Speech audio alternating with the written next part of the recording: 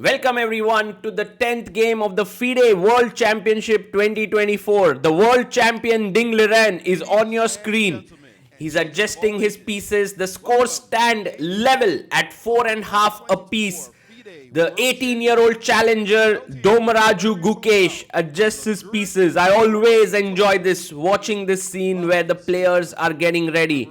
And there we have Maurice Ashley, the host of the show, introducing both the players. Will we see some blood today? We saw two decisive games in the first 3 rounds, and since then we have had 6 draws in a row. Someone will have to break the status quo right now. Who will it be? Will it be Ding Liren with the white pieces? In every single game that he has played, he's tried a new move. He's played e4, d4, knight f3, c4, and a shake of hands. And we are about to get rolling. Ding Liren with the white pieces. What is the move he's going to play? Oh, he fumbles. And this, dear friends, is the Ambit recap of the day. After a short fumble, Ding Liren opens the game with 1d4. He played this in the game number 6 as well, where he played the London system, but I believe he won't do it this time again. Knight comes out to f3. Gukesh, being very solid, pushes his pawn to d5, maintaining symmetry. Oh my god, it is the London. We have the London again. Wow, that is epic. Let's see how Gukesh deals with this. He plays his pawn to e6. He's like, look Ding, I got a great position last time. I'm not really going to change my opening here. I'm going to play whatever I did last time. c5 was played last time and he goes for it as well.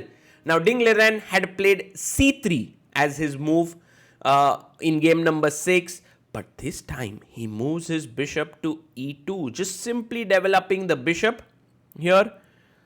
And now Gukesh has to decide.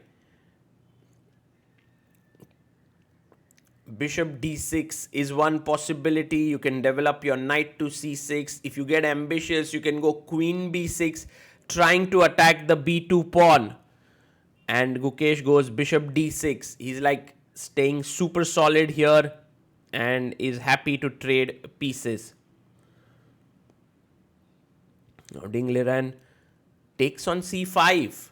He takes here and he's like, Gukesh, if you take here, then I have won this pawn. So Gukesh simply recaptures.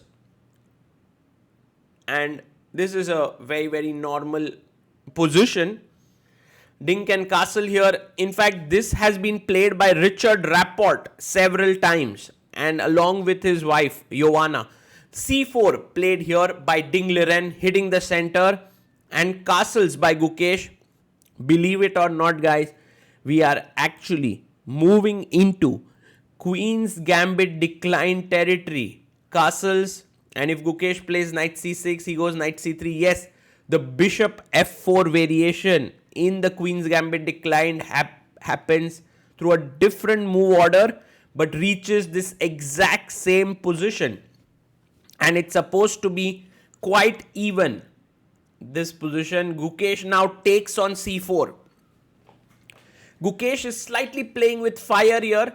The reason being that his bishop on c8 is undeveloped. It is a little bit passive.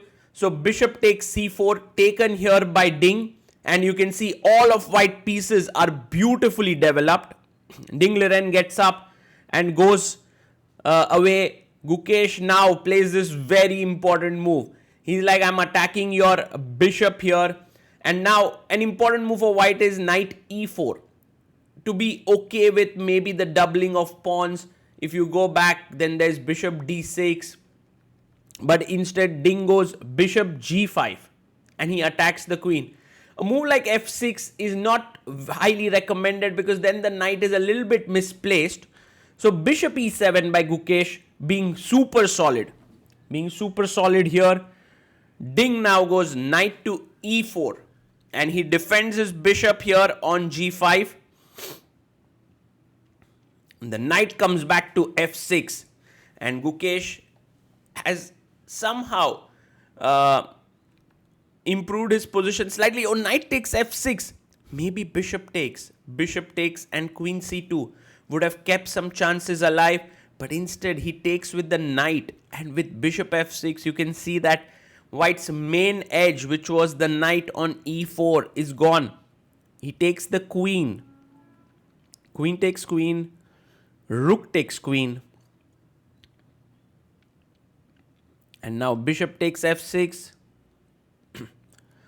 He plays g takes f6 and rook d1, looking forward to trading the rooks. He plays his bishop to d7, finishing his development here, and now the other rook comes to c1. Black has some issues to resolve, which is, this isolated pawn could become weak, the doubled pawns, the bishop slightly more passive. But all in all, these are all very small disadvantages, which does not change much. Rook takes rook has been taken.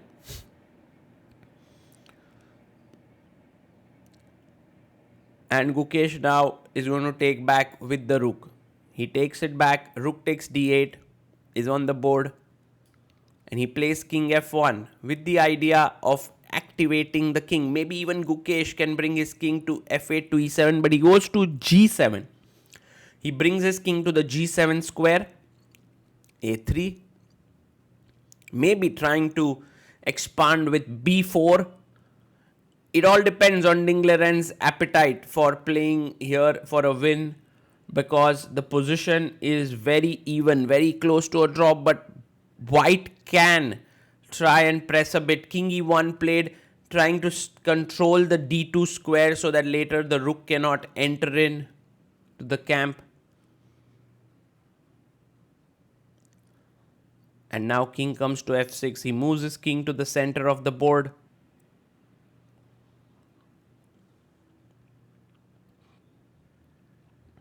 And bishop comes back to e2. The rook opens up here.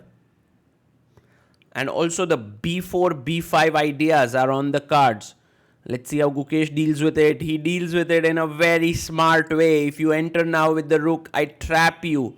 And then my thought is to go knight d5 and win this rook.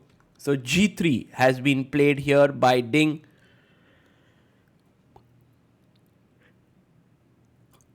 And Gukesh offers his rook for trade. With a rook trade, which has happened, rook takes rook, knight takes rook. The position has evened out even further. Let's see how Ding Liren continues here. He goes knight to d2.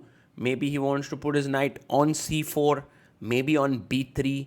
We'll see where he heads to.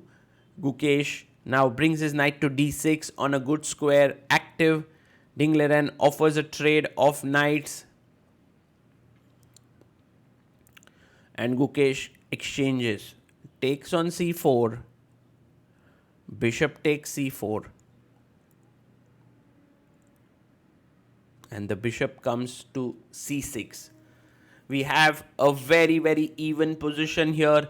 But I must say that Gukesh, his ability to equalize the game here without sweating much is quite amazing. It's also how Ding played in the previous game, where Gukesh had white and he couldn't get much. So the players are actually hitting a deadlock, I would say, where they are unable to shake each other off.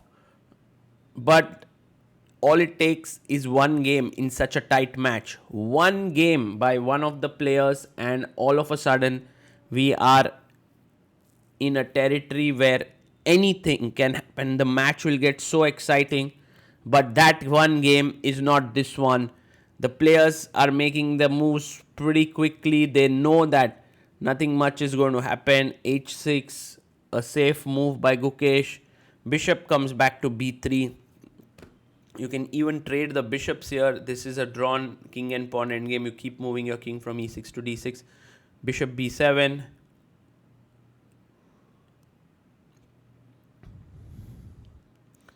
Bishop c4. And now bishop comes back again to c6. Bishop goes back to b3. He goes back to b7. Bishop c4. And it's going to be a threefold repetition here. I think the players are going to shake hands. They look at each other. A draw has been agreed. Game number 10 comes to an end. The score is now 5-5. What a match we have on our cards with 4 more games to go. Are we heading towards a tie break? Maybe not, maybe yes.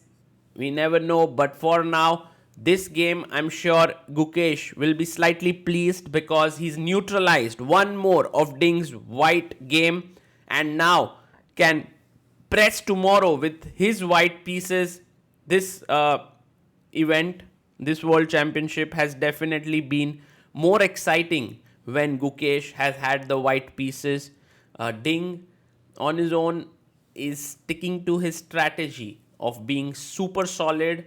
Whenever he wants to play, he'll continue playing solidly because going into the tie breaks is somehow, at least on paper, to his advantage. We'll see as Gukesh folds the score sheet and is ready to take off for the press conference. This was the game 10 of the FIDE World Championship match 2024.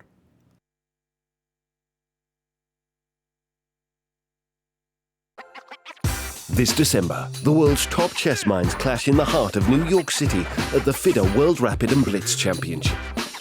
Witness world #1 Magnus Carlsen and other stars from across the globe. Rapid and Blitz, chess in its most thrilling form, unpredictable and unforgettable. Fast moves, tactics and blunders, and moments that will keep you on the edge of your seat. Witness the pinnacle of chess excitement. Get your tickets now at worldrapidandblitz.fide.com.